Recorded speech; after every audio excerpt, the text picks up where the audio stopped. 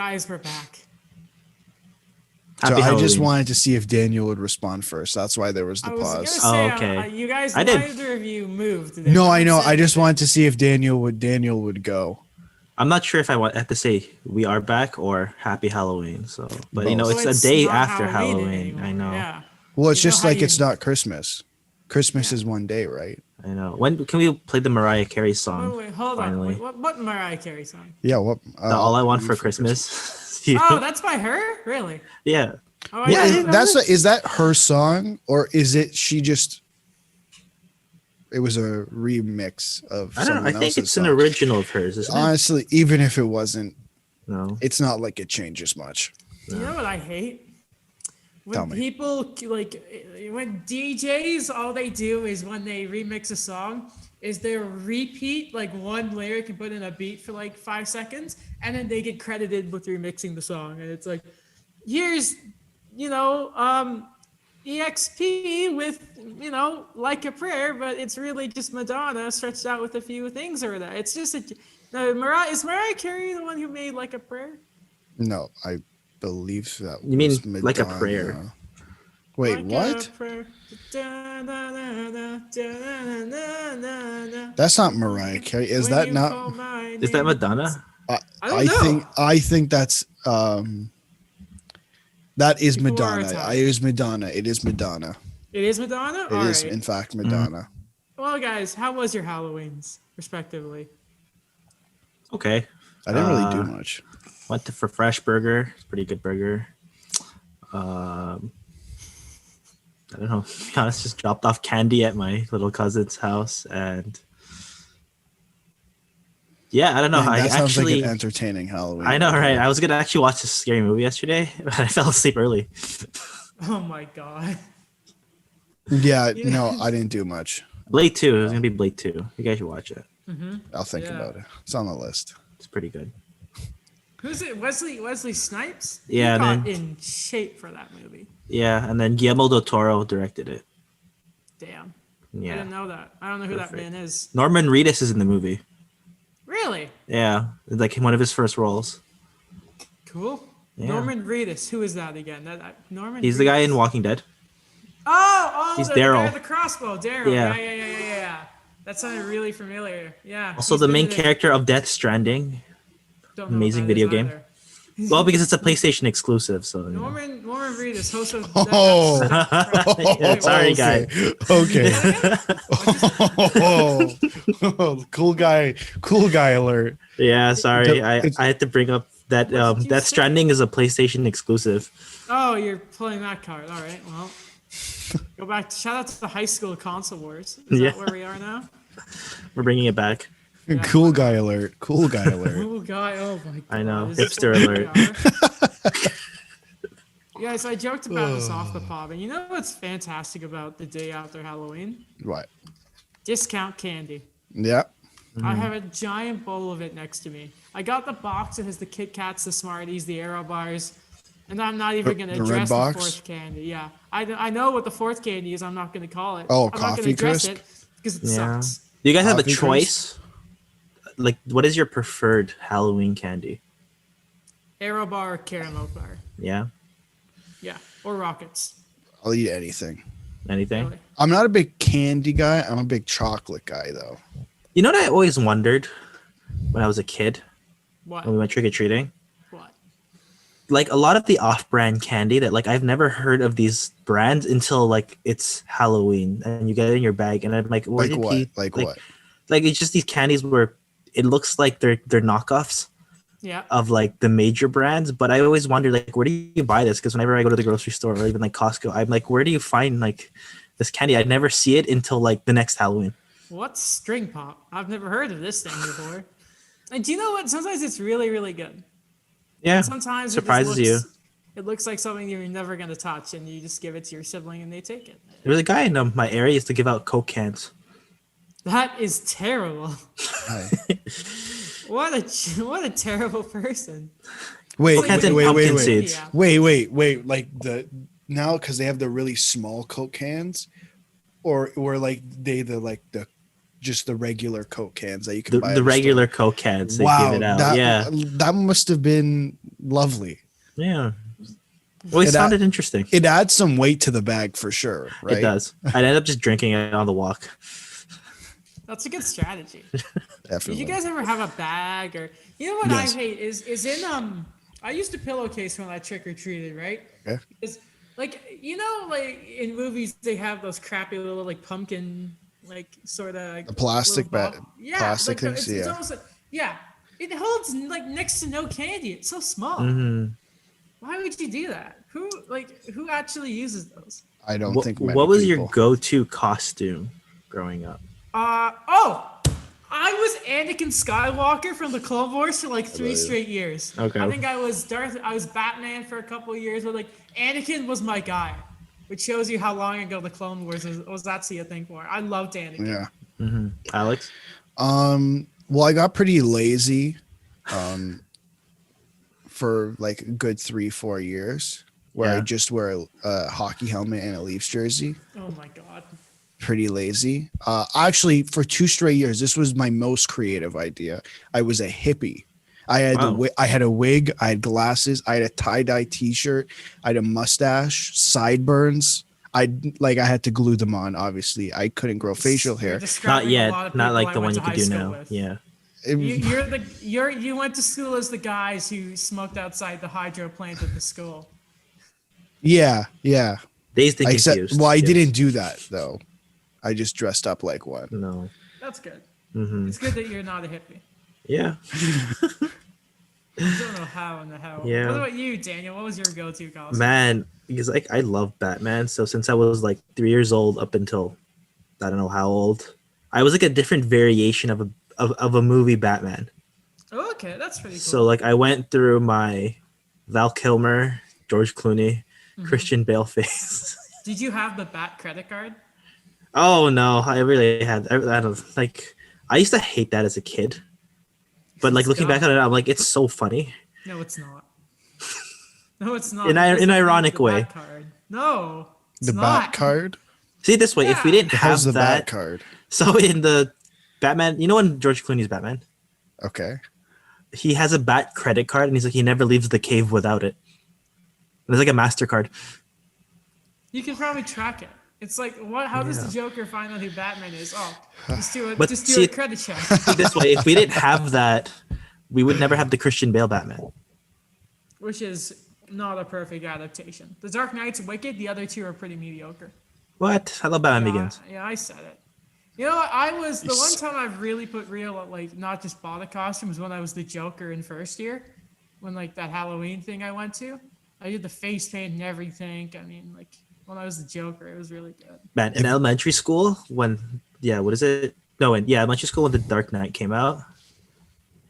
Like Everyone I was- remember there were like 30 Jokers in my Yeah, school. it's like how last year everyone was Harley Quinn and the Joker from Suicide Squad. Like sorry, Yeah. that like the Jared Leto garbage one. And like everyone this year is probably gonna be or was Baby Yoda and the Mandalorian. And it was Tiger King. Hey, I think that's pretty. If you're like 3 years old, 4 or 5, I think it's pretty cute if you dress Yeah. up as Baby Yoda. I think like you hit an age limit on when you can dress up as Baby Yoda, and when you have to start hunching over with a cane and start You dressing just up have to So like look when Yoda. when do you start dressing up your kid as Michael Myers? Like Yeah, Like the what? as Michael Myers. the director. Yeah, that's right. Yeah, the actor. So one kid's Austin Powers, one kid is Michael Myers So from why'd you Halloween. give him the what's the myth about the Michael Myers or what is it? It was like a Shatner mask or something? Yeah, the Yes, Liam yes. Shatner Apparently mask. that Yeah. apparently that's what it was. If you Yeah, had just to painted dress it. up yesterday, what would you dress up as? Oh. Oh, that's a good question. I mean, My last costume, I was Spike Lee like 4 years ago. Spike Lee? Yeah. Okay. I probably would have been I would have done the Joker again. I really like doing the face paint. It's really, really fun. Probably Not Michael fun to Keaton clean Batman. out, but no. Michael Keaton Batman. No. Which was the Alright. Batman that on the suit it had the nipple thing? You know what I'm talking Oh, about? was, Was that not George Clooney? George Clooney and Val Kilmer, yeah. Ah, okay. Just Yeah. make it. I just wanted to ask. All right. there are like live action bat suits and Batman. It's like there's so many things wrong with them. There is that shot of the Batman from Robert Pattinson's movie that's coming out, and Yeah. the suit looked terrible. You don't like it? Does it not look terrible, or does it look terrible on him specifically? Because I know No, that it's was an just- issue. The design just. I don't looks really like the weird with chin. helmet. I wish it covered it. Like it's too far. It's just they can't get the bat suit right. It's like it's not hard, It looks like from the Arkham series because it's like armored. but it's like what you gotta realize about the Arkham series is like a every video bad game? guy's this muscled up like thingamajigger. Because like nowadays video games have like really good graphics and like some of them like do face scans in that. But the Arkham series is like from like 2010.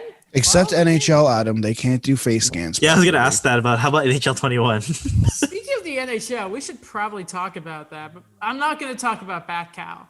Okay, we won't. That's you for the can next talk episode. about back Yeah. cow. We will talk about hockey. Well, no. So I'm getting into Batman comics. I'm reading Yeah. the New 52. I'm very proud. And in this kind of spin-off series, I forget, it's got like Batman something something. Him and Damian, who's the current Robin, Damian Wayne, they had to like hunt down this gang or whatever, and they find that this cow in this slaughterhouse is like a symbol from the gang, and and for some reason Damian, who's like trained by the League of Assassins, is like, I'm a vegetarian now, and this is Bat Cow.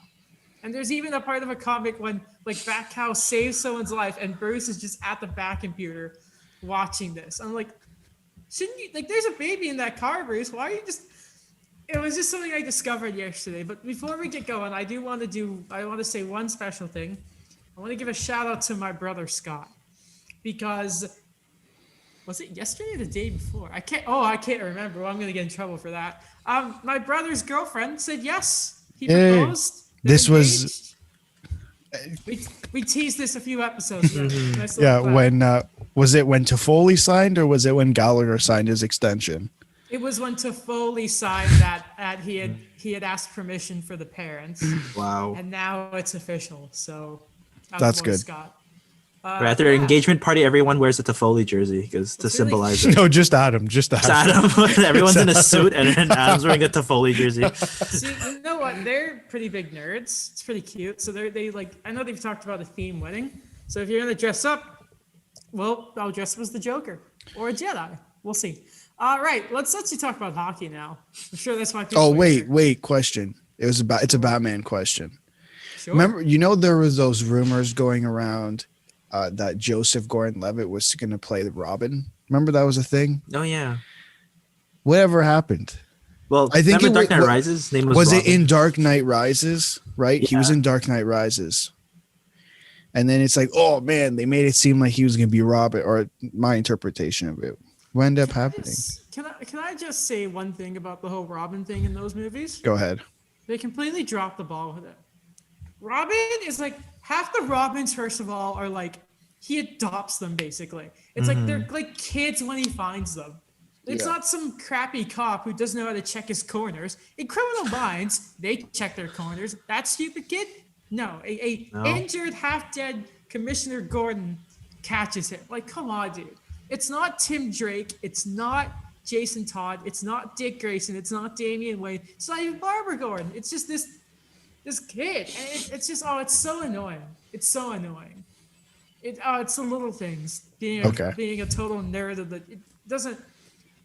They'll Doesn't never sit get it. well I with just wanted Adam. to know. I just Yeah. wanted to know what ended up happening with that, because it kind of Well, just disappeared. It was, well, you know. I So think did we'll the be okay. quality So of this that is movie. random before we go into the NHL because we probably Sure. should soon. Yeah. I feel like we're well equipped if we have to bring back Bizarre Adventures now. I think we are. Yes. Oh, Watch, I think the hockey gods are sitting there, giving us major amounts of content. Remember Kids last got week? lucky this week. Yeah. I think they Okay. wanted us to have this content. Okay. And we can watch like Batman: The Killing Joke. How does that Probably- compare to the Coyotes though? Well, I mean, the movie adaptation of The Killing Joke kind of sucked, and the Coyotes suck. So we talked a lot about Mitchell Miller, biggest sort of news in the NHL lately. I thought it was a really, really good segment, by the way. Good views on the YouTube channel. Go be sure and check that out for clips of the show and the full visual experience if you want to do that. And check out my subpar lighting just to get figured out. All right. So now there's been some updates regarding Mitchell Miller.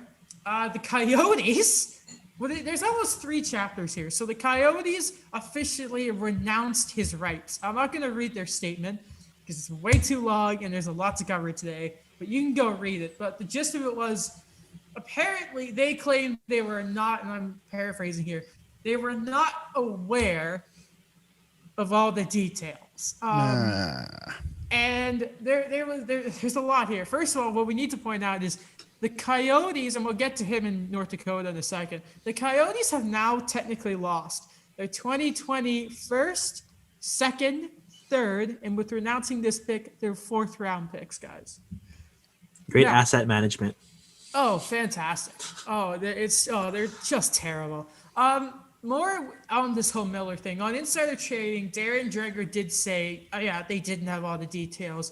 And really what he said justly was, it looks like they never actually did their due diligence here. They didn't have all the details. And what's really alarming is Pierre LeBrun also said in this segment that talking to Isaiah Mayer Crothers, his mother, Joni, went a long way in them making this decision, which should have probably been done in the first place, lads. And then Frank Saravelli kind of concluded the segment talking about how an internal review will be done on this whole saga of Mitchell Miller. Sorry, easy for me to say.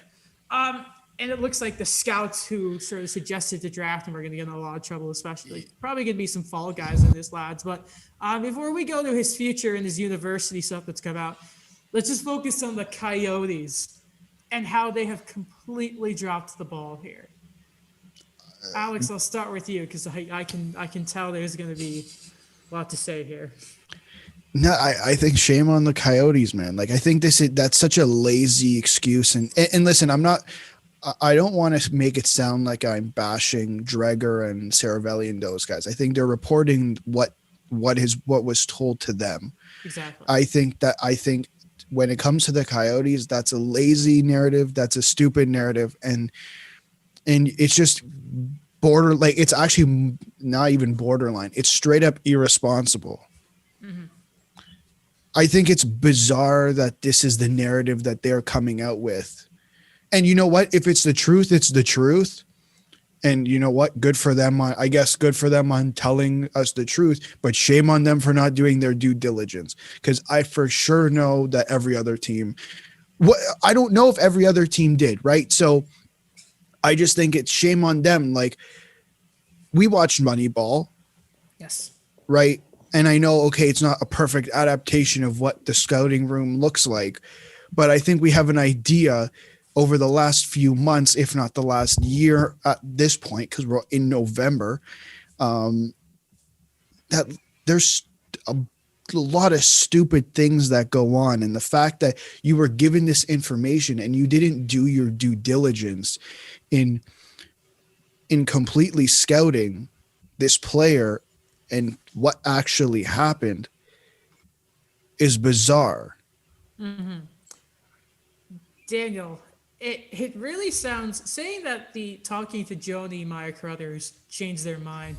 The fact that she was not spoken to prior to making this selection to get more background is a serious red flag, a big sign of negligence from the Coyotes, no? Yeah, so the one thing I kind of thought about when this was brought up is the whole thing where, we had that lapse with the pandemic and, we didn't really have any sports news. But one thing that kind of struck out to us in previous episodes was how the heck did Jake Sanderson go up on the draft rankings? And, you're not seeing him play or anything. And I'm not saying this is speculation, but, a lot of teams do their due diligence where they come to research the player, like how he is, what he could bring, like his, really like his family, like based on like what we heard Brian Burke has done, especially the Morgan Riley pick. And the fact that you still had more time, you had more of an effort to do your research on this, to really see how is this player going to fit into the culture, like what's his history like, what's his past like. And the fact that the Coyotes just still didn't do that, even if there was an opportunity to have that time and have that period, they still didn't do anything about it. And once again, it's just horrible story, but at the same time, like there's that part of me saying like, I'm not surprised. Like the Coyotes they're just something that needs to change there.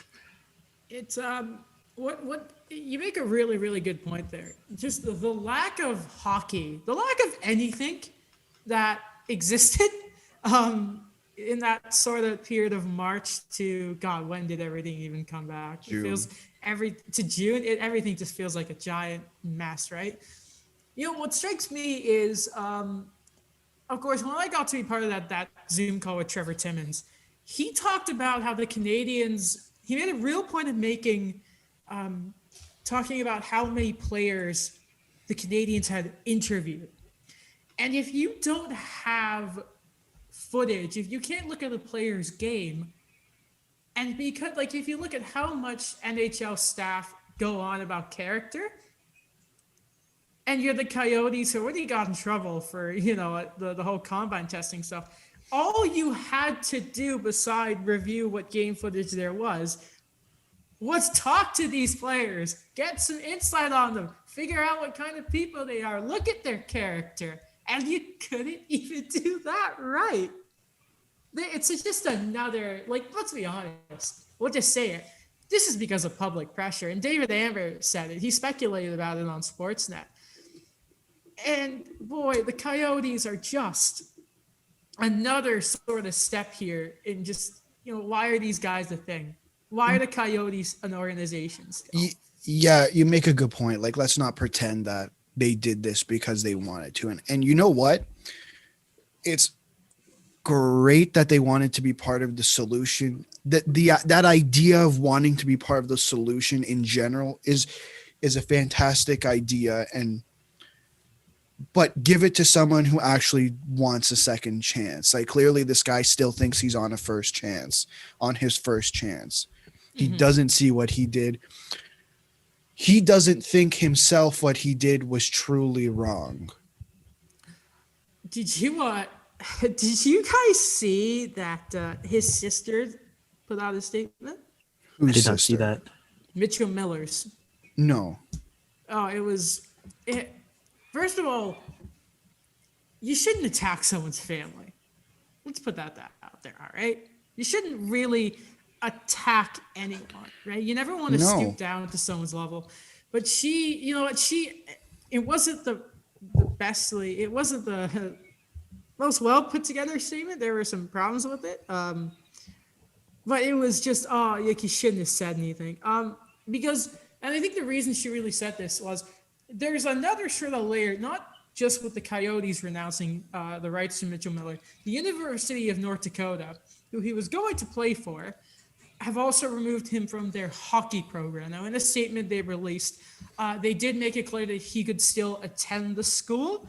Though earlier today, I don't know how exactly, Championat Kurto, Mitchell, I'm reading the That's Russian, the source. that's why. A Russian website, this is from Yaki Novailan on Twitter. Russian website Championat is reporting that Mitchell Miller may move to Russia and likely sign in the SKA organization after he was removed from North Dakota's hockey program and his rights were renounced by the Coyotes.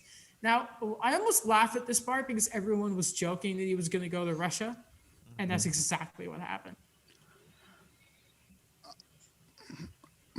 I don't know where to start. Like, I just think there's so many. I feel like every time I go on Twitter, I learn of another person who doesn't understand the situation. I just feel like no one's telling the full, like someone's missing the story here. Like, there was a second person involved in this incident, right? It wasn't just him. I don't remember the other kid's name. I'm not even sure if it was said. He apologized. He apologized to Isaiah, and I don't remember the other thing he did, but he did the bare minimum. He stopped, right? Like, I think this is a bizarre situation because people seem to think that we're canceling him for the sake of canceling him, and that's not what's happening. It's holding people accountable. Is an absolute privilege to play hockey in university, is an absolute privilege to play hockey in the NHL. Like, I don't think this is getting through some thick people's heads. And to be honest, it's honestly not sitting well with me. And it's really annoying. Like, get it through your head that it's called keeping people accountable.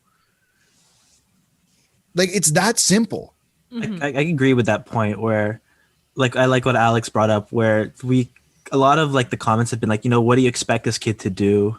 Apologize. Yeah, that's the thing, where it's like there was another kid involved where he kind of set like the bar, like the bare minimum, like, okay, this is what you're supposed to do. Like the other individual involved in the bullying, he showed remorse, he apologized, and he stopped bullying. It's not like he kept going with it. And I don't know, it's just we had this thing where we talked about, they're probably not gonna care about the publicity or anything in like the Russian leagues. And that's what we're seeing right now, where if this guy actually does go there, then it's going to be another story altogether again.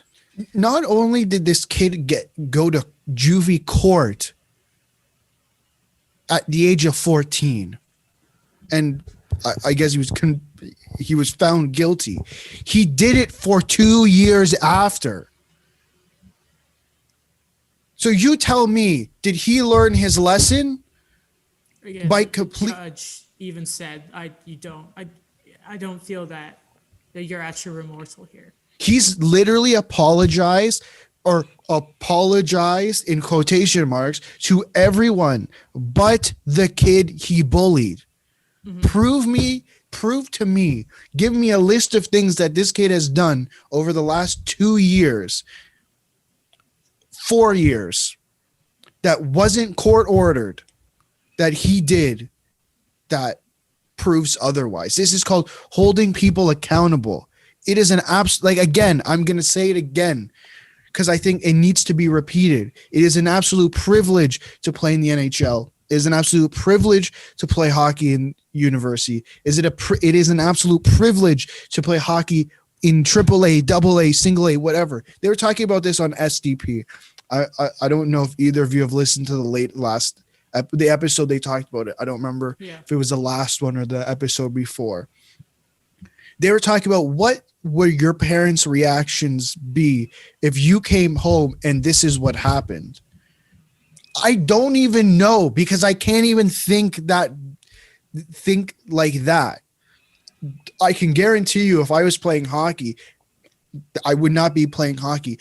And to the point of his skill level, I don't care if he has the skill of Connor McDavid. If he can't figure out that he needs to be held accountable, he's not playing in this league.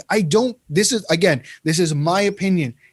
I don't care if he's Wayne Gretzky, Connor McDavid, Sidney Crosby, Alexis Lafreniere. You have to understand this is not acceptable. And if you're not held accountable, when are you ever going to learn what you are doing is wrong? When I see that, the reports of I'm going to Russia, right? And I don't know how legitimate those sources are, but it sounds pretty. I know the guy was followed by Berkshire and that, so I think he's pretty safe. But when I hear the first thing is I'm going to go to Russia and play there, it's like, I think the priority for this person should be improving yourself as a person before your career right now, because the way that the world has changed over the past few months alone, it doesn't matter how good he's going to be. Because, again, this is the guy who's going to go in the second round. We've seen some of the defensemen who have fallen there. And just how good they can be. Again, this guy was going to go to the NCAA. There's no doubt that he's a good player. So I don't know if he's almost running from it. Probably is. But unless he also fixes himself, and I really hope he does. I really hope this guy gets help. And I hope he does eventually have a real, sincere apology to Isaiah. But, dude, work on yourself first. work on yourself than your game, because But- you're not going to get back to the show if you don't. You're Adam- not going to be like, it's even more than that. It's just, man, how do you sleep at night after all this? How do you do it? But it goes back to what I was saying before. No one has held him accountable other than that judge. But after that judge did that, what was the reaction? He went right back to playing hockey. No accountability for his actions. And that's I obviously we don't know exactly what his family life is like, but I guess if he was just straight aloud, and I mean then his parents didn't hold him like that. They just sort of, I don't know if it was just they see the talent and they're just like, go play, but they saw his career, and this is pure speculation from me, and saw that was more important than making sure. And of course now, like his sister's statement says, "Oh, he's a great guy." Sure. But man, Lot of I don't backtracking. I don't believe you. like Nothing proves that. love is blind, people. Like love is blind. And The again, one- all the evidence. Sorry, go on, Daniel. Oh no, it's the thing I think about is, it's a thing that they've been kind of like letting us know in journalism school, is a kind of thing where it's like keep everything clean as you enter the industry. And the way I see it is like if we're held accountable to that standard, that we got to make sure that we are quote unquote polished prospects coming out of J school, at those higher levels, at those things that there's more publicity going around. Like I think that there should be that same standard as well, and that's what I think about even as like a university hockey player or an NHL prospect. Man, I don't even swear in my tweets. I tweet about bat cows and that, right? Like, I can only imagine the story like this following Mitchell Miller. But buddy, you're not listening to this, but just reflect, man. See the harm you've caused, and try and just be accountable, as I like to say in here, man. It's just we want everyone. Here's a sorry. Go Go ahead, finish. yeah. No, finish what you were saying. It's just be good. It's a phrase I love using on the show. Be good people, and you know what? Treat others how you'd like to be treated. It's as simple as that. Realize who he's hurt and what he's done. Here's the thing. Until you realize what you've done wrong, you can't hold yourself accountable. People around you have to hold you accountable. So until someone else holds him accountable, and then I feel like it's so hard for someone. It just seems really difficult for someone to change. And I see it around me. I see it happen to myself. If I do something wrong and someone doesn't, and I don't see it as wrong and someone doesn't tell me, why wouldn't I do the same thing again? That's fair. Human nature. Right. Shall we move on then? Sure. I think we're gonna get a lot more on this in the upcoming week. So I guess we'll stay tuned on this topic. Like, You know look, what? he got released from the hockey team in University of North Dakota, and now there's rumors there's a team in Russia who's willing to sign him. Where no accountability, right? No. Well, there was a really Gino Reda said something at the end of Insider Trading. He's like, within a few days, Mitchell Miller's gone from draft pick to a case study. I thought I'd just say that to end the statement. I thought that was really, really good sort of phrase there. Right.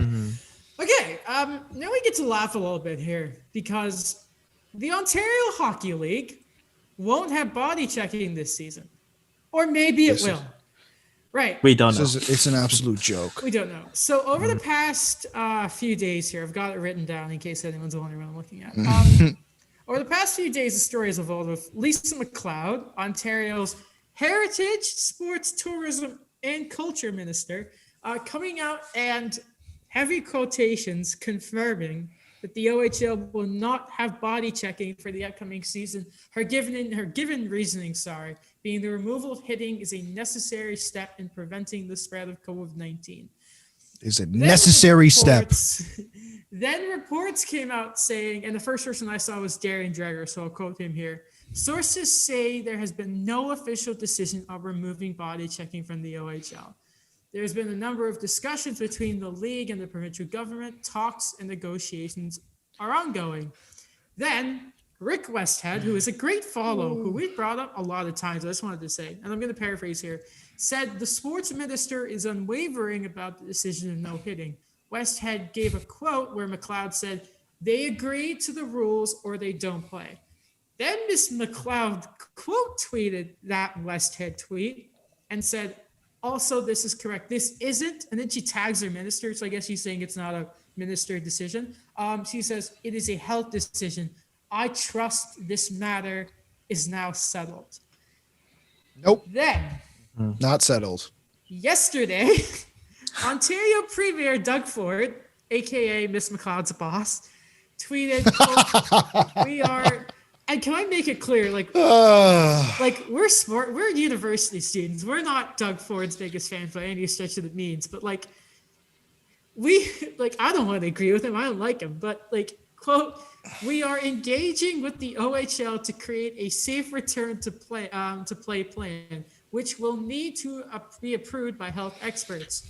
To date, no decision has been made. I would like to see the OHL return as normal as possible with body checking." And the last thing I will quickly say here for some context, Jeff Merrick then quote tweeted this and said, "This is like when your lawyer says, 'What my client meant to say, Your Honor, was.'" Honestly. Can we start with just this quickly? Okay. That obviously there is a pandemic going on. Because if Really? you scroll through the comments, it's like, "Oh, this is what you're dealing with right now." Like, Adam, do you have the tweet open? Is that yes? Do you have the tweet open, the Doug Ford tweet open in front of you? I do, yeah. Well, if you scroll down, you'll see obviously people Oh my complaining goodness. that this is what he's talking about. Well, I guess here's the context. Someone's job in determining heritage, sport, and culture, or whatever her title is, made a claim that there's going to be no body checking, and it absolutely demolished hockey Twitter yesterday. Literally murdered Ontario hockey Twitter. So that's why he tweeted that, just in case you're listening and wondering. The replies are a mix of you have first of all, like, a lot of people. I'll throw this to you in a second here, Dan. A lot of people think hitting is simply, "Oh, it's a big hit in center ice and the crowd goes wild." It's not. Hitting is, especially in a junior league, it's a big part of development. You need to learn. It's not just hitting, it's learning how to take a hit. It is, some players use their size to, you separate an opponent from the puck. It is a key part of the game. And we've talked to players like Tom Wilson who use their size to become one of a kind players too. It is so important. And again, this is a full contact sport.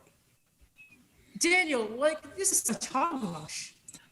Yeah. The only thing about it too is I kind of think about it, like these guys who are already the OHL are, borderline elite prospects. That these are the guys that have grown up with the sport. Like, how do you kind of just take that out from them?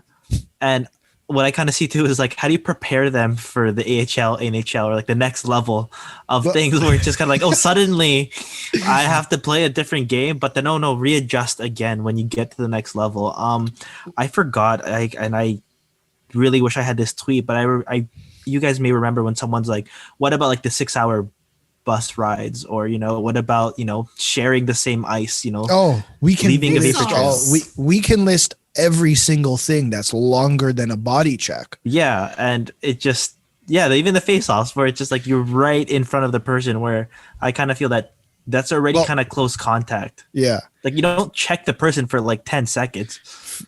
Daniel, just remember, between the ages of 13 and 16, you're allowed to body check. Between 16 and 21 in the OHL, you're not allowed. And then you enter the NHL at 18, 19, 20, 21, and then you're allowed to body check again.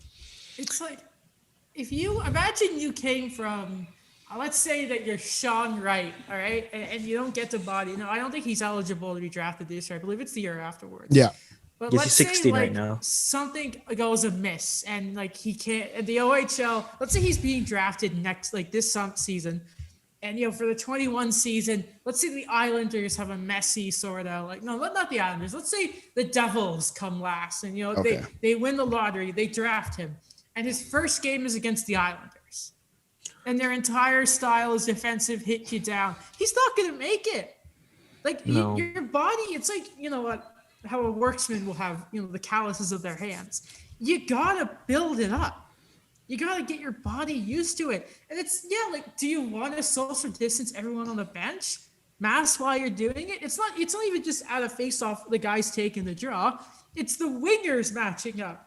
Are you saying, like, we can't have somebody screening the goalie because you get too close? You are ruining crucial development years for these hockey players.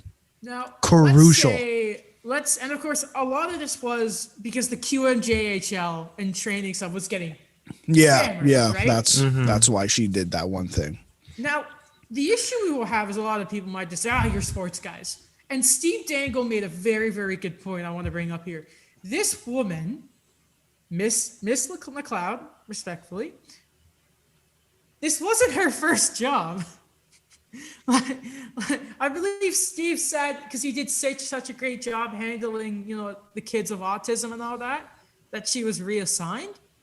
It's just like, clearly you didn't know how to do that, and you don't understand the importance. If you want to deal with health and safety, I completely get it, but understand, it's like, imagine you couldn't tackle in football.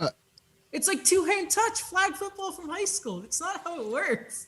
I brought this up to my parents, and I'm like, she couldn't even do her first, like, she had to be reshuffled because she didn't do a very good job on her first one. Like, are we just not holding people accountable anymore? And my dad's first response was, welcome to politics. I go, thank you. I appreciate the welcome. Growing up and you saying life's not fair, and your parents are like, yeah, it's not. Suck it. Yeah. It's like we're finally at an age where we've lost faith in politicians, Daniel. What? Oh, I lost that a while ago. Oh my god! That happened a while ago. Are we allowed to say that? Well, we can I said it. We're saying it about Bobby Orr. I already said it. So, and it's all sides of the political spectrum. So I just think of that Bruno Mars song. Where it's which like, one? I said it because I can.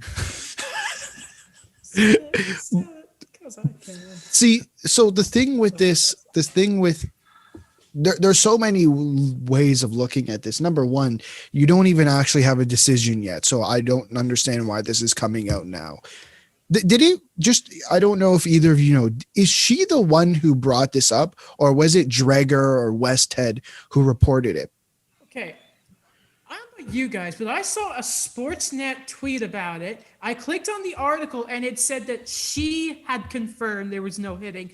And then Dreger said, that's not the case. So she reported it. Then Dreger said, well, my sources tell me this. Okay. Westhead. Yeah, I trust him. The well-connected people. And for those of you who may not know, I mean, listen, I have some issues with Darren Dreger and Darren Ferris, but that's a separate issue. They have sources in high places. Pardon? They have sources in high places. Yeah. Listen, that's separate. I still love the guy. We still love Ilya Sorokin. Oh, yeah. Oh.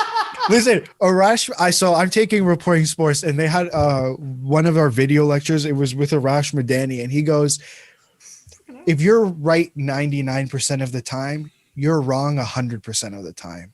And as soon as he said that, I remember Darren Dreger tweeting, I hear my sources say Ilya Sorokin's on his way to Chicago. And I'm like, this is hilarious. But back to what we were saying.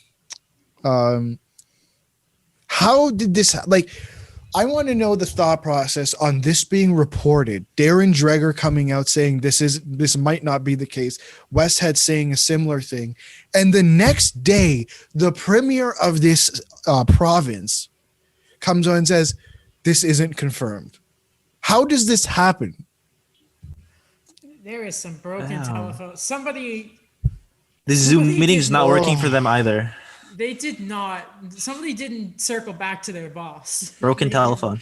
Yeah, there is some broken. It was like, okay, hey, can you work with the league so we can keep it? And she just interpreted it as, I don't. Do you feel like I No. feel like a lot of the information is just kind of like it's like it just felt like it's like jumping the gun where it's like this is gonna happen and this is it, but then it's like okay, what about the crucial details we need to know about this? Like, is this confirmed? Like, can we please get like a definitive answer? oh, you know what I hate most in life now? That What's I've your been pet studying peeve? journalism for, on my third year. I hate when I hear someone say something like, I just assumed. If somebody can come and tell me something and they don't have the stuff to back it up, there's no legitimate sort of Adam, confirmation. And that's aren't- exactly isn't- what this was. isn't half the show that though?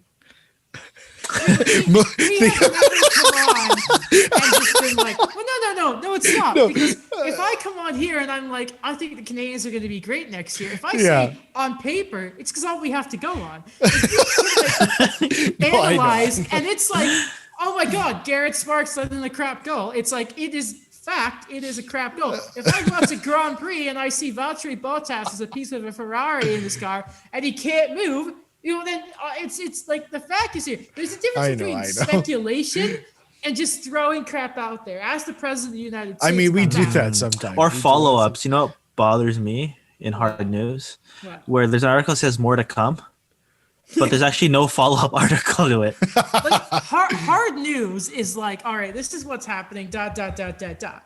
When somebody like when you are a minister and you are I messing understand. with it, we have been critical of the game of hockey, though. It is still, we don't know how long, it is still the like biggest thing in Canada. It's hockey.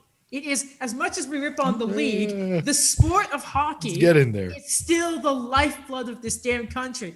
And what you have done in the biggest, like the epicenter of hockey, where all the freaking players come from, you threw up a grenade. You unpulled it and just threw a grenade of getting rid of hitting. You didn't check if anyone was in the firing zone. You didn't have No. your buddy, because buddy mine's in the reserves. And apparently when you throw a grenade, a buddy is with you in case you mess it up and they throw it as well. You didn't have your safety, but that was the premier. That was Doug. You didn't have Doug with you when you made this statement. You just threw the grenade. What I kind of feel now is moving forward, this really discredits the OHL for a Why lot is of that? prospective guys. And like, in a way okay, that like that with the sense. check, Yeah, if there's no I checking, understand. because like, for example, I'm like, No, I and get you it. know, like I'm putting myself in this situation. Like I am a prospect that I know I'm gonna go into the NHL, right? Like why would I go to a league this year that I know is not gonna prepare me for the next level? Like why don't I go to the WHL, or why That's don't a I go to very the good Q, point. or why don't I go to university? I mean, That's, yeah. well, Russia. Mike was saying, because I asked him like what's going on in NCAA, because I know there was some controversy in their seasons a couple months ago. I think at this point, apparently they're starting soon too. So like she kind of threw us like just an absolute blender in there, and it's like, okay, so now there's guys who are NHL prospects who are going back there for their draft plus 1 years or draft plus 2 years, who are there to develop. And you're removing an integral, a clearly integral part of the game. Like, listen, I'm not by no means like, we talk about hitting on this show, and it's not that we're talking about hitting. We're talking about head hits. I think that's where that's where the line kind of stops for us. I can't speak. I can't speak for all of us. For me, that's the case. I don't know if that's the same for you guys as well. No, we don't really. Well, there isn't a much analysis in. You see that big hit someone threw last night? No, it is. There is though. Did you see that stupid head check that player safety only gave one game to? Right. Which we have a lot of. A lot of. Like, okay, the leagues in Europe have already started. The NCAA starting, the Q has already started, and I know they're stopped at the moment. They're going to start again soon. I'm not entirely sure what's going. Like the W hasn't started yet either, but they're saying they're letting their prospects. I think their prospects go to the AJHL, which is the Alberta Junior Hockey League. So like she just kind of threw this in the middle of nowhere, and it seems like no one saw this coming. So what do you do with a guy like there's plenty of guys who are NHL prospects. Like for Toronto, the one that stands out is obviously Nick Robertson. There's plenty of other guys who are playing in the O. Do either of you have an example so I don't look like a Toronto bias? Say it again. Sorry, I was turning my headphones off. No. For some reason, it made the speaker in my mic. Oh, Nick Robertson is in his D plus, going to be in his D plus 2 year, and they're talking about sending him back. Is there a guy like that I'm trying to think of? From Montreal? Any team, just not Toronto. Oh, okay. So I don't look like Toronto bias. Well, then I'm gonna have to go. Okay, let's use Quinton Byfield. Okay, just as an example. Okay, like probably going to be an NHL player, but just for this example. Yeah. If they don't think he's NHL ready, are they going to send him to a league? Are the Kings going to send him to a league that does not have hitting? No. Right. So it kind of throws a complete 180 for a lot of teams, and I don't think this was thought through. Number one, it makes no sense. Like it's fixing. So sure, I think she's absolutely right in saying it reduces the risk of transmission, but you literally have 10 other ways in a single shift of transmitting COVID. Mhm. So you fixed a problem, but you fixed one leak, but there's still 10 others.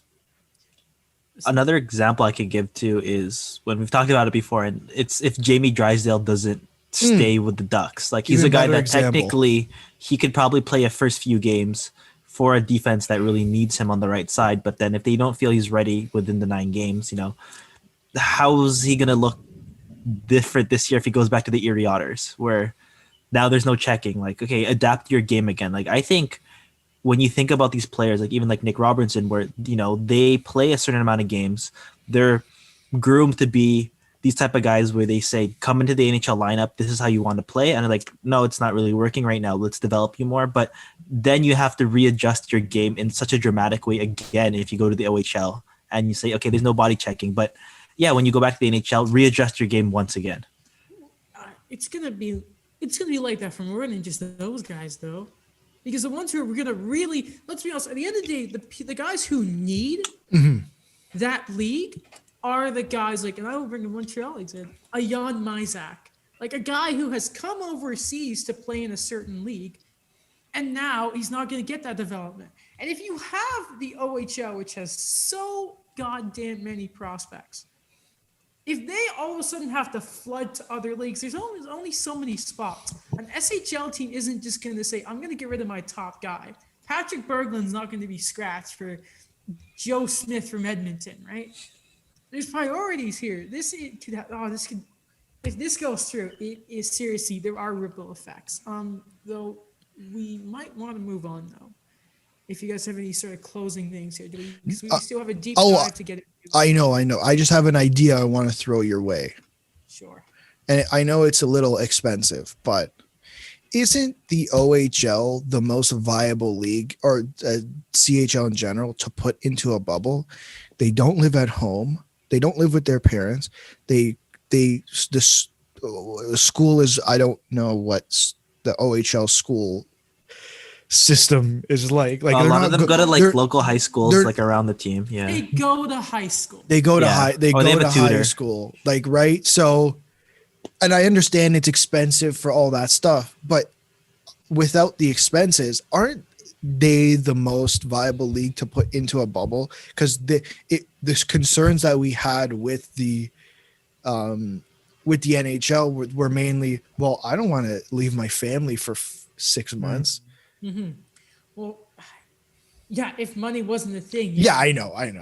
But it's like, yeah, because it's just the thing is, not many of their teams make money. But yeah, if somebody was like to come around and be like, hey, I have all this money, then yeah, I could work. Yeah. But it's just, yeah. Daniel, anything else you want to add? No, I'm just thinking of Alex's idea right now that what would the bubble look like? Because these are teams in closer proximity to each other, and I think just dealing with the education aspects of it. Just not sure how would that look, but Also, I can see that happening. bunch of teenagers. I Yeah. don't trust them. I don't trust them going I outside. don't trust Yeah. teenagers. I don't trust them at all. I want to know how what was his name again? The MLB player who got COVID and went back to the field. Justin Turner. I want to know how he got it too. I want some back tracing there. I want to know how that bubble was popped. We got to become that's investigative. We got to definitely put our not. investigative journalist hats on. I feel like that's not going to come out, but yeah, I'd love to know as well. Right. We got some news. Buffalo We do. Sabres RFA. Victor Alovzin, rookie, 20 goals this year.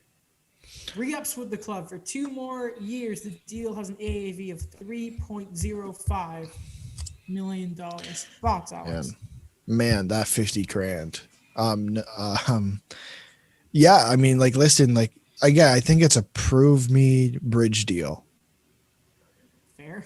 But I don't know what else to really say. Like, this was his first real NHL season, right? Like, he played 6 games last year, but like, I'm not using that as a benchmark. In 54 games this year, he had 20 goals. Like, if he can consistently be a 20 goal scorer, and he's still 20, he's only 25, right? I say only, like, he's kind of almost entering his prime at this point, the way primes work these days. So I think if he can prove himself, it'll be an interesting contract next time. Daniel. I think there's 2 things I see when I look at this contract. Number one, he's one of the really few good things going for the Sabres out of the first round.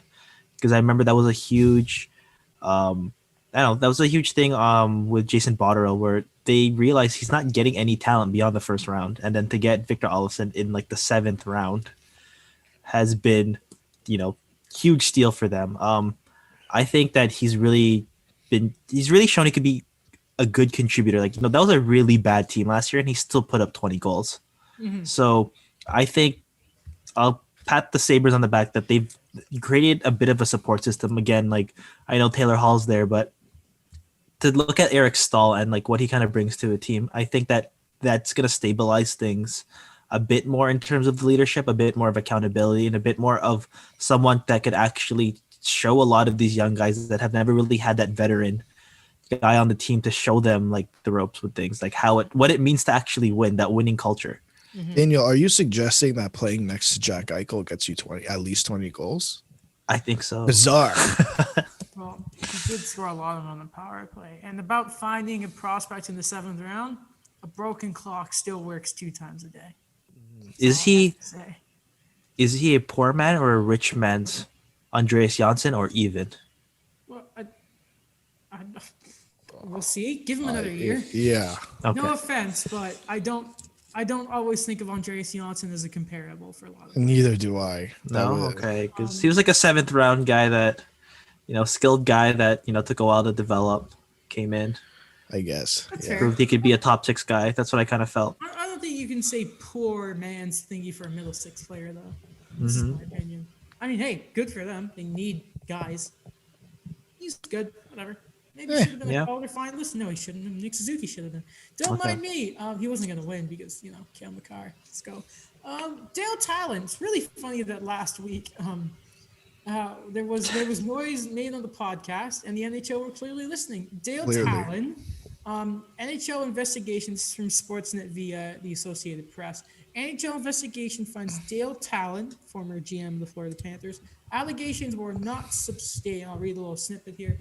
The league received an anonymous report in August of Talon using racially derogatory language while in the Toronto bubble, and they in the past made openly racial, religious, ethnic comments. That date, it hired Sather Shaw LLP to conduct an investigation and said, among other steps, the law firm interviewed more than a dozen Panthers employees and reviewed all the information about the case. The NHL said the investigation showed the allegations were neither corroborated nor substantiated and are inconsistent with Talon's past actions and his affirmative efforts in support of diversity and inclusion initiatives. So I don't see how that last sentence is relevant, but okay. Mhm. Well, I mean, keep his character. If Sure. that feels like a character thing. Like he's been good in the past, and all this sort of goes.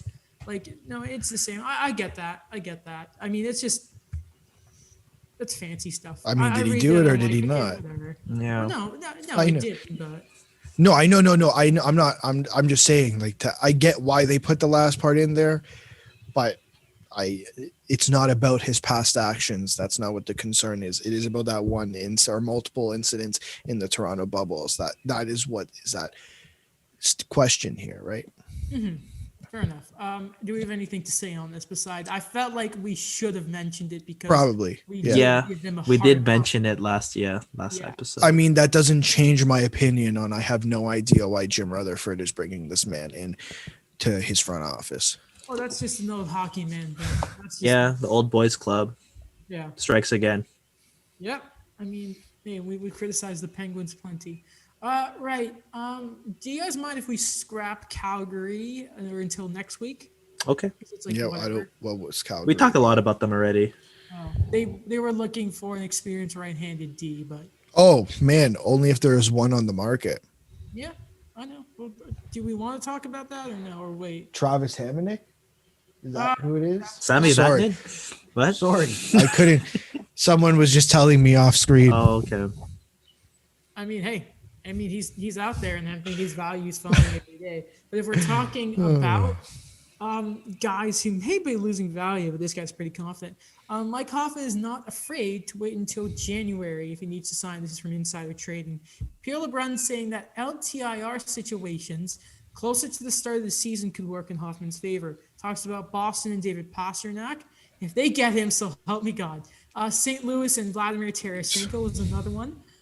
Pierre also said that if Florida or Nashville make better offers than they have been, then a deal could be reached.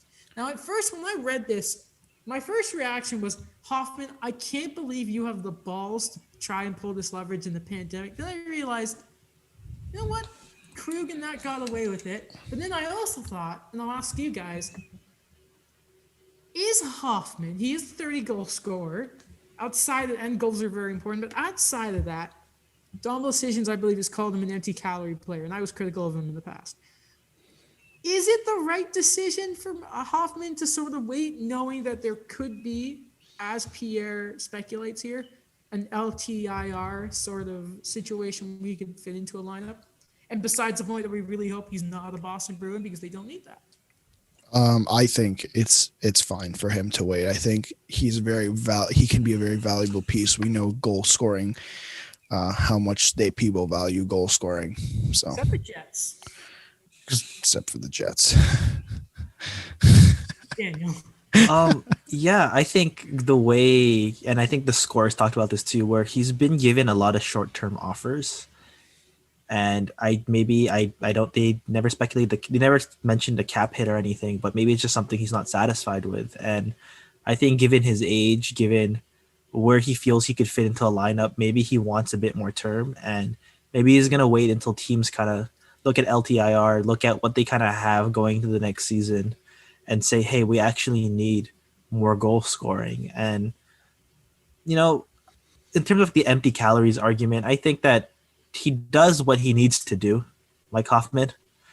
And if he could get to a place where he could play with someone who I feel that could be an elite center, someone who could give him the puck, then by all means go for it. But I'm not suggesting the Oilers because they still have to pay Ethan Bear. That was right where I was going. Yeah.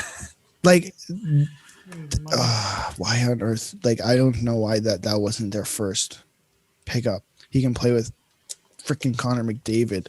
Well, maybe it's like Harman's suggestion. Maybe. Well, remember, Hoffman didn't want to go to Winnipeg a few years ago. I know, but I heard Edmonton had made an offer. Like, they just made an offer, but it seemed like that offer was on the table along with Nashville and Boston and those guys. Why? Oh, go Now, on. I felt like Nashville. I think the report is that this was going to be the last go around for that group. Maybe COVID has screwed the kind of viewing of having to rebuild.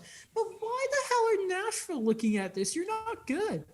And I mean, could you imagine Michael Gradlund replacement. Duchesne and Hoffman together again?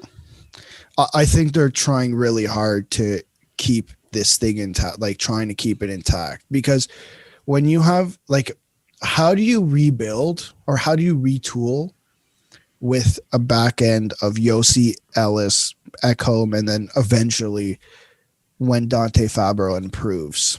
Just draft centerman with every pick you have, because They're really bad at drafting forwards though. Like not very, very bad, but like they just don't know how to draft forwards. They got four. Well, no, they didn't. They traded for him. Never mind. That was the capital. No. You're right. It's like they put Like Colin Wilson, Austin Watson. Mm-hmm. I mean, Greg Smith was good. Yeah, I was about to say, don't you dare. Yeah, I had to bring that one up. But yeah, everyone else was traded for like or signed like Duchesne, Johansson. And they've been all messes. They've been total messes. It's just. I mean, they drafted Seth Jones to get but you know that's and not then a forward. traded him. And then traded him. Yeah. They traded Shea Weber, Seth Jones, and Ryan Suter walked, and they're fine. Yeah. Well, they're good at drafting goalies. Made evident by this year. Very evident. Yes. Pecorino is just too good right now. So good. Hey, well, he had a run. He was good. No. But not now. Saros has been disappointing though. Yeah, I think he might have. I think next year is going to solid 7.1 out of 10. 7.1. I would wear 71 if I played hockey, so that's a good number. Yeah. Okay. All right. To end the show, deep dive time. We're going to be looking at the Vegas Golden Knights. If you want to look at the Knights along with us, I just realized I closed Safari and I closed the comic books I was reading online. God, You can retrieve those. Mm-hmm. How? So you hit open Safari again, go to history, and then one of the top ones is like recently closed or reopened all windows from last session or something like that. Oh, what's that about? Oh, that's awesome. Yeah. Oh, thank you. That's awesome. Okay. Because I do that all the time. That is amazing. All right. And so if you want to follow along here, what you need to do is go to Cap Friendly and to go get, Vegas open. And there's a few talking points, guys, I want to look at in Vegas. Okay. We mentioned it last episode, but I sort of stopped us because I wanted to talk about it here today. Theodore and Pietrangelo, is that the best pairing in hockey? Because it's gonna be tough to beat. You think they're gonna spread them out? Here's all I'll say to that: if there's 5 minutes left and you're down by a goal or down by 2 in the third, you put them together. Yeah. You're not putting Nick Holden? Stop it. Is that Let's right? even. Yeah. No. Well, it's gonna be interesting, and like their top four is just gonna be nasty. They're not. This is not fun to play against. Martinez, No. Nab. That's not. I hate that. A lot of size. Yeah. Like they had to get rid of Stastny and Schmidt to bring in Alex Pietrangelo. I 100% think it was worth it. Daniel, I know you're a big Shea Theodore fan. You had him on your Team Canada when Alex and I probably should have done that as well. Yeah, I believe that, you have two defensive anchors now on your team, and if they don't put them together like to begin, I think that will be fine. They could spread out the talent, they could see where it goes, but I agree with like the whole 5 minutes thing that you will put them together. But yeah, it's just so good and how I look at it. I don't want to be cynical about it saying, oh, will it fit, will it not? Like, how is like the bottom pairing gonna kind of come together? But I like it. I like it a lot. Mm-hmm. Man, Zach Whitecloud, another year, he looked really good in the playoffs. I mean, and I think we are not allowed to look at Cap Friendly and looking at Vegas without again mentioning how beautiful the Shea Theodore contract is. Yeah. 5 more years, $5.2 million, takes until he's 30. Oh, Maron, it's so beautiful. So I just realized they're still retaining on Thomas Tatar. Yeah. Weird. 500,000. Right. Cool. Thanks. Miss you though, Thomas. Okay. Something else we'll look at with Vegas, guys. I want to get your opinion on. Do they have the best tandem in the league? They don't, but I'll ask you anyway. because it's not Montreal. But I mean, Robin Leonard was great in the playoffs. For the first time, maybe in his career, he has a complete championship level team in front of him. And Marc-Andre Fleury is very good at being a backup to a championship team. Except 2009. I think it depends on how you value Marc-Andre Fleury. So don't ask me. Not kidding. Yeah, I'm kidding. yeah, don't ask me. Because I think, okay, would you argue Robin Leonard is a top 5 goalie in the NHL? Ooh, we need to have this conversation Oh. again. Okay. So Price, Vasilevsky, yeah, those two, John Gibson. I would do that. Yeah. John Gibson, Bishop. What? Oh, I like Bishop. I like Bishop. Hellebuck. Even though he had a disappointing playoff, I think he still deserves to be on that list. Then you're down to Rask, Bishop, and Markstrom. oh my god, Markstrom, damn. yeah. Okay, A lot of good goalies. Okay, Yeah. who would you rather have, Leonard or Bishop? I'm leaning towards Leonard. so Leonard. Okay, who? I guess because of injuries, but like I'd have 2015 Ben Bishop. That's when his groin fell apart. Yeah. So okay, would you rather have Victor? Would you rather have Tuukka Rask or Robin Leonard? Robin Leonard. I'd have Tuukka Rask. And the Leafs fan did just say Robin Leonard because Daniel, you're a Ducks fan. Or on this podcast, you are. That's fair. You'd have Tuukka Rask, really. Okay, Jacob Markstrom or Robin Leonard? Ooh. Let's take contract out the way. Let's talk about as a goaltender. Because you can argue Markstrom has really only taken his form the last few years when Leonard has always been really good. But I think we've really noticed it the past few seasons. To be honest, I didn't think. Well, I did in the World Juniors. Thought he was going to be elite, and then I thought he was going to be because they even said it too. He's the goalie of the future for the Ottawa Senators. Yeah. And then when he went to Buffalo, I think that was really what derailed him. Yeah. Well, I mean that derails a lot of people. But then when he went to the Islanders, that's when I'm like, okay, like that potential that we all saw is actually still there. So it's And hard playing in front of Slater, Cuckoo, and Oli Mata. Really, yeah. It's hard to gauge because I don't know. Like they're two great Swedish goalies that they were both drafted to the respective teams to be the future. Then they were traded, and then suddenly in their late 20s, they emerge as these guys that, the talent was still always there. So it's hard for me to pick. I'm gonna take Robin Leonard. I think I'll put Robin Leonard at my number 5 position. So we can argue it's the top 5 goalie in Robin Leonard. Yeah, If he's not, he's just outside of it. He is in the upper echelon of goalie. sure. which He's is an very- elite goalie, right? Are we okay Yes. with Mhm. saying he is an elite goalie? I'll Is say there any honorable mentions before number 6 or none? Rask? You can get. Yeah. Rask, Bishop, Markstrom. It's just Rask is old. All this. He's like 35. Yeah. If he retires next year, I'm Tuukka Rask? Oh, he's 33. He's the same draft as Crosby. And Carey Price. If I remember that, Daniel, I remember that. He feels like he's a lot older. Sorry. Okay, well then let's look at this. Who is the best backup goalie in the NHL? Jack Okay. Campbell. I'm not. No.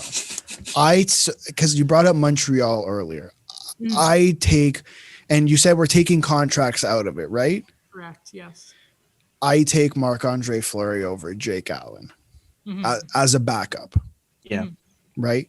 What? I don't Oh, think random teams, and we can just be like, is he better than this? Hudobin. Would you take Hudobin over Fleury? No. Really? I take Lundqvist over Fleury.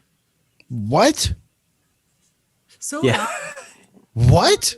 I think it's just, I don't know. Lundqvist is still good. Trash this year. So is Hank though, but Hank was on a much worse team. Fleury got 2 coaches fired. Remember? Okay, one was an amazing save, but like his save percentage was the reason, well, not the only reason, but it was a big. That part. wasn't the only reason that DeBoer. Gerard Gallant was fired. They clearly wanted Pete DeBoer. Though that 5-game stretch, like Marc-Andre Fleury, he has. Wait, did you say Marc-Andre Fleury got 2 coaches fired this year? Yes. Oh, but because of Mike Babcock. I forgot. One was a really good save, and that's, I forgot about that thing. Yeah. Big Pantene shot. yes. Hmm. But like, is he better than Kadobin? You're saying we're kind of split there. Is he better than James Reimer? Yes. Is he better than Peter Mrazek? Yeah. Yes.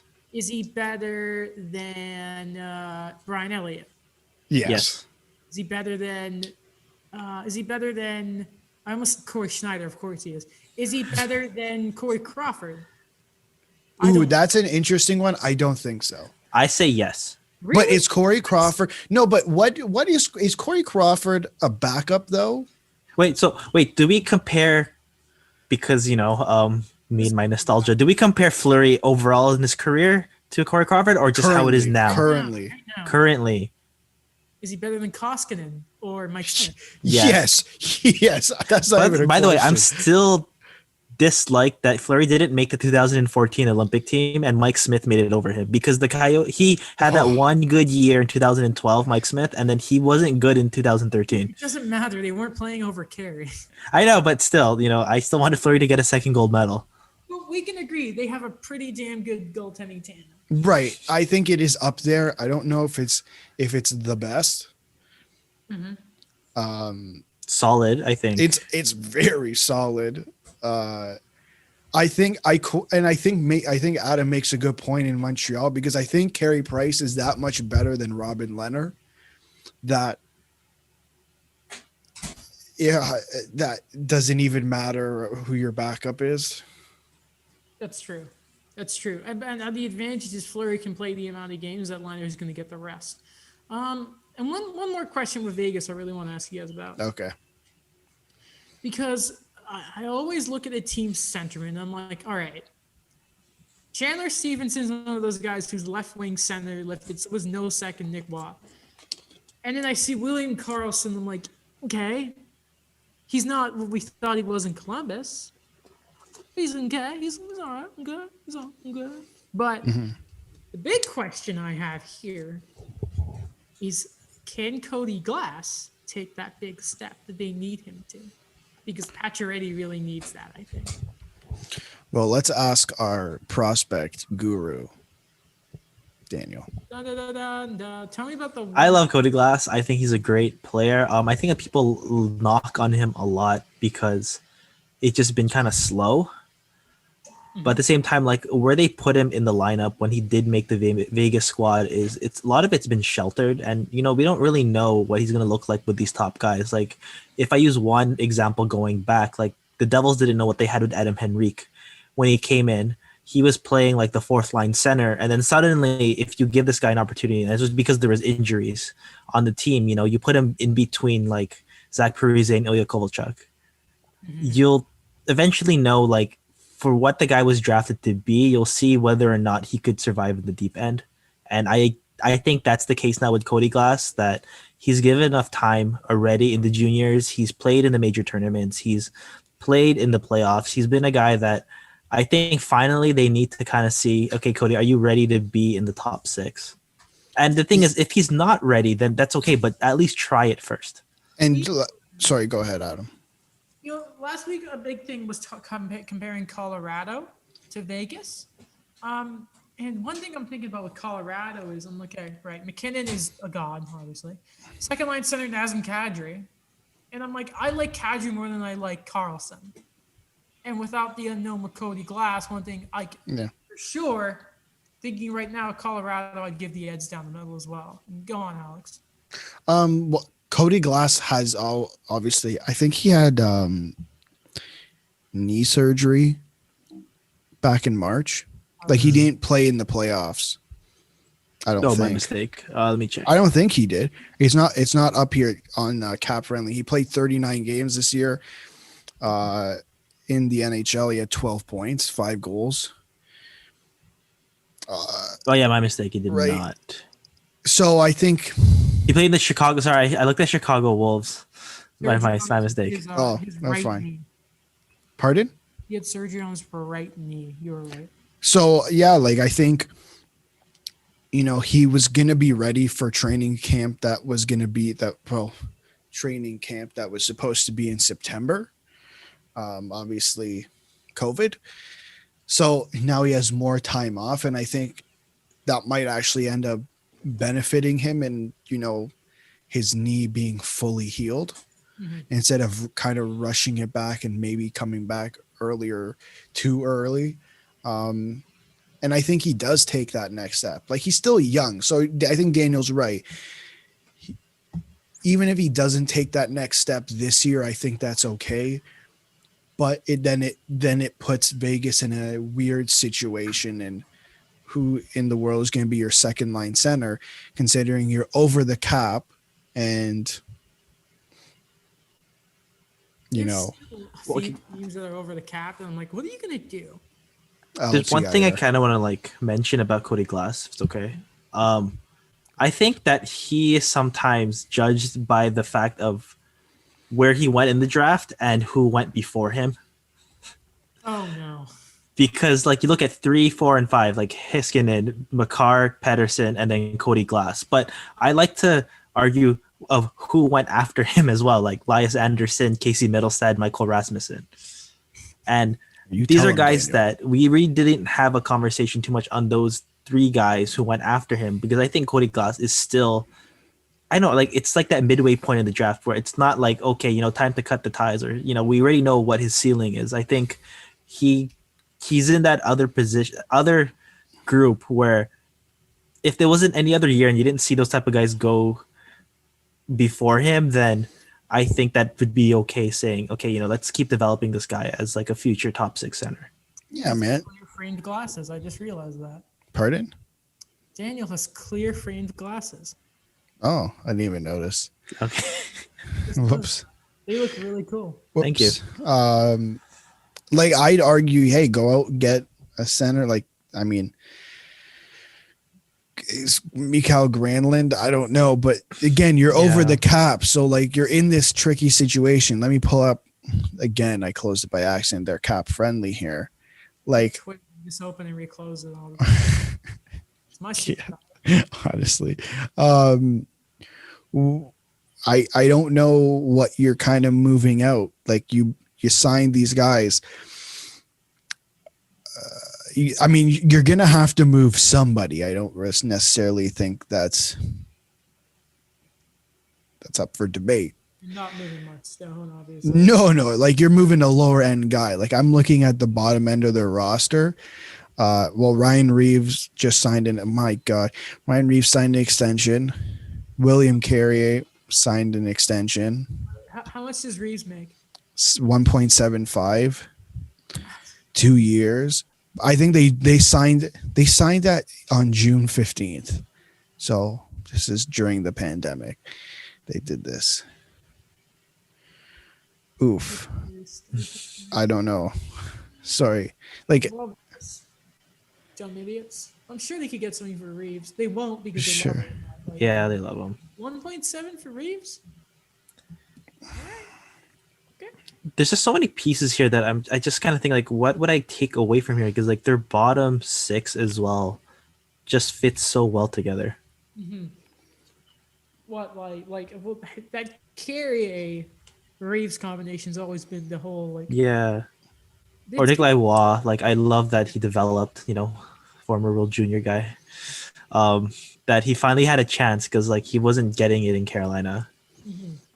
Goddamn Carolina. Would they trade for him? Oh, Eric. I was part of the Eric Halla, yeah. Right. Okay. I need to ask you guys this then. Now looking at these rosters, we've done this little dive. Who is the better team on paper right now? Colorado or Vegas? Because I still think it's Colorado. And I'm more a bit reassured looking at it because I think Colorado are deeper on defense. I like it a bit more. I think there's a bit more to give. I like their forwards more on Colorado, but I definitely think Vegas have them in net. And then don't ask me about coaching because I'm gonna go with Colorado because as much as I think Mark Stone should carry his own line, I don't trust Max Pacioretty. No, don't. Or William Karlsson, to be honest. And to a certain extent, I do Riley Smith. I like that he reinvented himself in Vegas, but if you take out like Mikko Rantanen off like the McKinnon line, like this is a guy who can also carry his own line, and to have that kind of depth is insane. It's just what we talked about too, like the detracting thing about the Avs is the goaltending, which still might be fixed by the beginning of the season, or something might happen. Yeah. I think Vegas beats them out in goaltending for sure. I think they just edged them out in defense, but I think they are most definitely better up front. And for that reason, I'm going to go with Colorado because I think they have that much of an advantage up front that the defense kind of cancels itself out. Sweet. I don't know what to do about the goaltending. I agree with Daniel. I don't think they're done. Right, lads. I think that's it then, eh? If you're a GM and Joe Saka calls you, hang up the phone. I wonder what happens in the trade between New phone, who this? New phone. It is. Text Peter Chiarelli when he gets hired in Arizona. You up for Clayton Keller? Right. Hey, well, You up. listeners, if you enjoyed this episode of the show, because of course you did, be sure to go wherever you're listening to this, give it 5 stars. Leave a review, what you thought of the show, some things you maybe think we can improve upon.